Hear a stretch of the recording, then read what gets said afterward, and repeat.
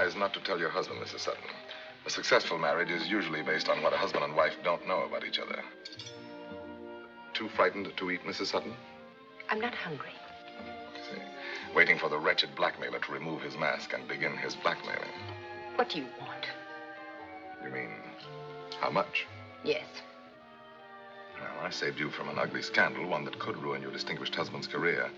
What an advertisement for a renowned psychoanalyst, married unaware to a kleptomaniac. And you are willing to pay me to keep this whimsical fact out of the newspapers? Yes. Now? Yes, now. Well, I can see that I was never cut out to be a villain. I dislike inspiring so much terror in such a lovely woman. Please don't talk to me. Yes, I forgot you're buying my silence. $5,000. Dear me, that's quite a sum considering that it's tax-free. I take it you don't intend to report this either to Uncle Sam or to your husband.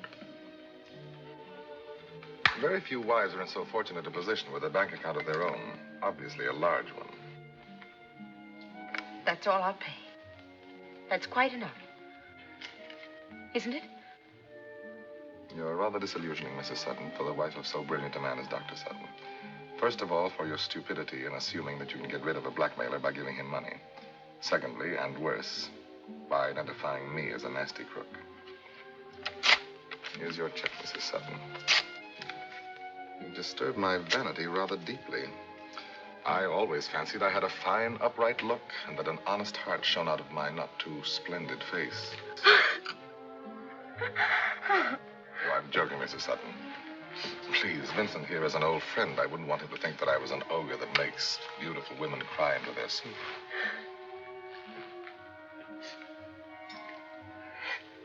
That's better. Thank you. And now, may I tell you why I insisted on meeting you? I had something to give you that I was sure would make you feel better about yesterday. I persuaded the manager, Mr. Sims, to give me the Mrs. William Sutton shoplifting report from the store files. Here it is. If you will tear it up, there will no longer be a record of yesterday's episode on file anywhere. I feel like such a fool. How can I ever thank you? Do you know Tina Cosgrove? Not very well. I've been to some of her parties. She's giving one for me Tuesday afternoon. For you? Then you must be a celebrity. In Tina's eyes, anybody who attends 3 of her parties automatically becomes a celebrity.